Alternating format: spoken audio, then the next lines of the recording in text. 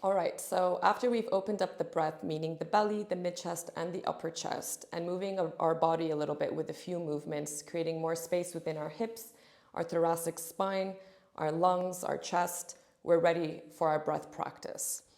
So all of that is for us to not only open up the airways within our body, but to also find a comfortable seated position so we're not agitated by any tightness in the body, and our awareness just kind of leaves the inner world and gets distracted with uncomfort or agitated feelings within the body. So after we found a comfortable seated position, today's breath practice will be focusing on breath retentions. So the beauty of breath retentions is that it allows our brain to get rewired. Let me explain why. So our brain is neuroplastic, meaning that with every experience, we create new neural connections within the brain. So if I experience something today, that will then influence the way I perceive something in the future based on the connections created from the past experience. The brain doesn't know the difference between good and bad experiences, and it just gets wired in that way with each experience.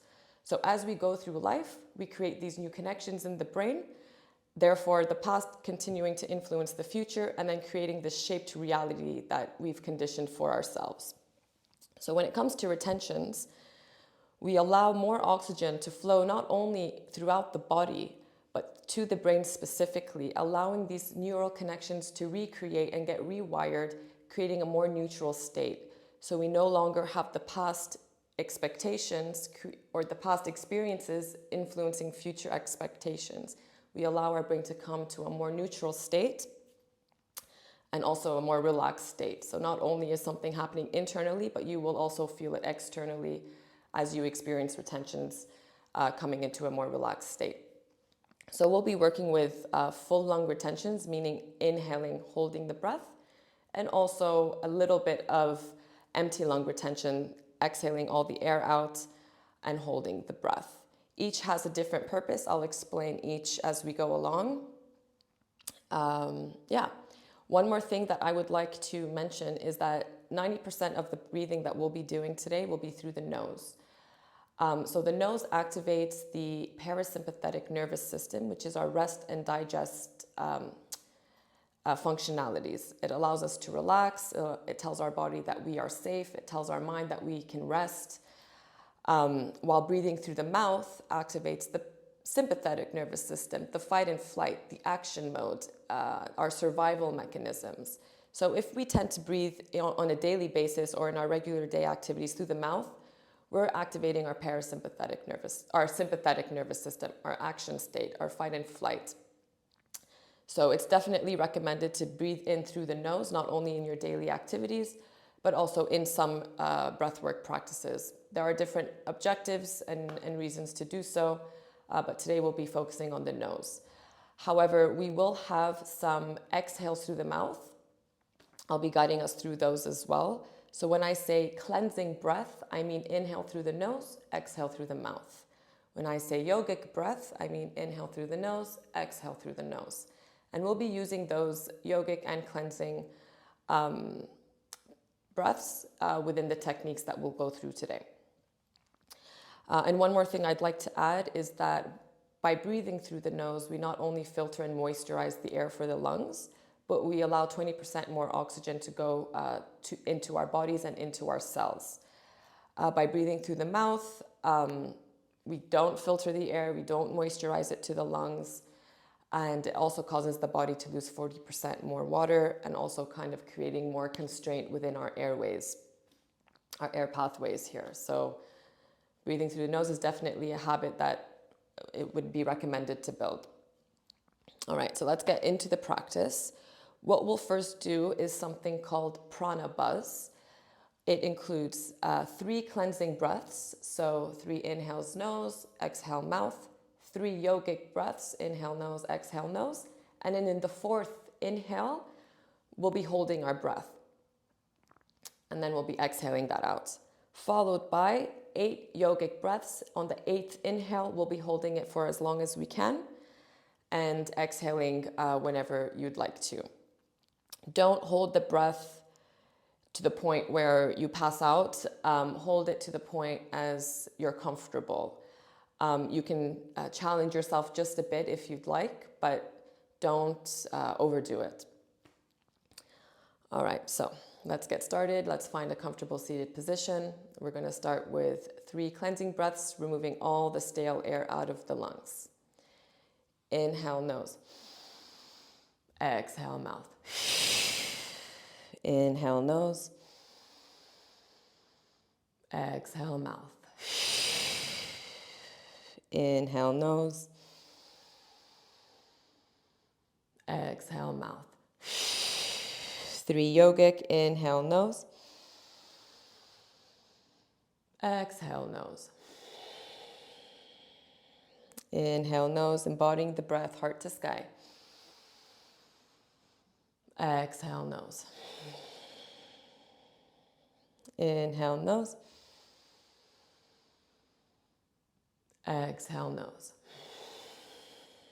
This time inhaling to hold. Inhale. Filling your lungs, holding your breath here.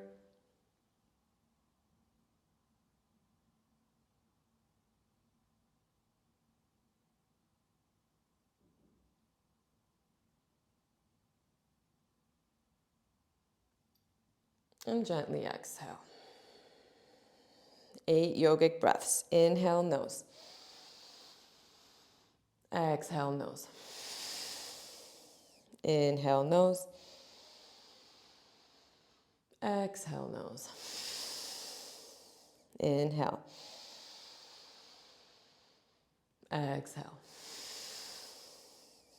Inhale. Heart to sky. Exhale. Inhale, filling up the belly, filling up the mid-chest, upper chest. Exhale. Inhale. Exhale. Inhale. And exhale. Inhale to hold.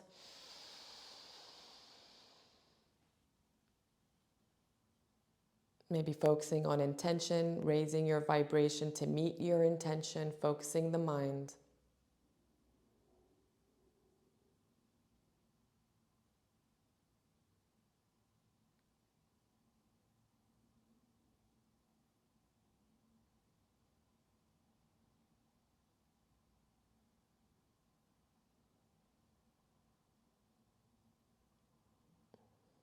Releasing whenever you're ready and slowly coming back. All right, so for the last technique we'll do today will be involving not only full lung retentions, but also empty lung retentions. Like we said, with the full lung retentions, you allow more oxygen to come into the brain, allowing new neuron connections to happen, therefore rewiring the brain so the past no longer influences the future. When it comes to empty retentions, we trick our body into thinking it's about, you're about to take your last breath. Although it may sound scary, it actually creates a lot of resilience and is very empowering. So the breath is the first thing we do when we come alive, come into this, just come alive. And it's the last thing that we do when we leave this earth or this body. So by tricking your brain into thinking that this is the last breath, you get comfortable into entering the unknown, being able to approach that in all aspects of your life, in relationships, in your career, with uncertainty. As humans, we like to know what's about to happen. We like to have a sense of control, prediction, the past influencing the future. This is our way to create a predictive way of living, just to create some safety and comfort within ourselves. So by holding empty retentions, we get comfortable into the unknown. The brain doesn't know the difference between a fake experience and a real experience. This is why it's this is a super strong practice. If you think about virtual reality or, immersive games or immersive experiences, we can trick our brain into thinking it is real. As long as our sensory experience is immersed, we create the same emotions. Our brain doesn't know the difference, which I think is pretty cool. And dangerous if taken in a wrong experience. So it's very important to be cautious of the way you're exposing your brain and the way in which you can make it come back to a neutral state through breath work. So this is called the Ego Buster. We'll start with the very, on the beginner level of this, of the Ego Buster. There are different stages, but let's start with this one where we will take 3 yogic breaths through the nose, 3 inhales through the nose, 3 exhales through the nose, and then we'll inhale to hold for 30 seconds, and then we'll exhale through the mouth, hold empty lungs for 15 seconds. I'll be counting us through it all. You can forget about the counts. I'll be guiding us there. So let's come into a comfortable seated position. Just coming back to our center. And let's begin. 3 yogic. Inhale, nose. Exhale, nose. Inhale, nose. Exhale. Inhale. Exhale. This time inhaling to hold. Inhale.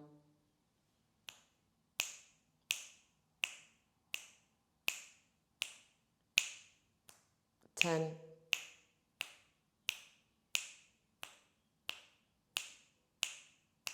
20.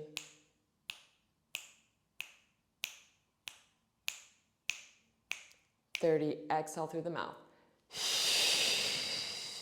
And hold.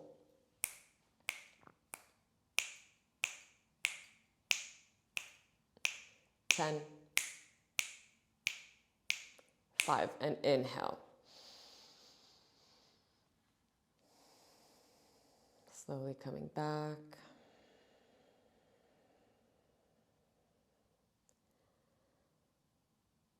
Letting the energy, the prana settle. Slowly opening your eyes. So definitely empty breath retentions are harder than full lung retentions. So with practice, you'll be able to hold empty lung retentions for longer, therefore increasing the lungs' capacity to hold air, also increasing your resilience to enter the unknown. So I hope you enjoyed this practice together. Thank you so much.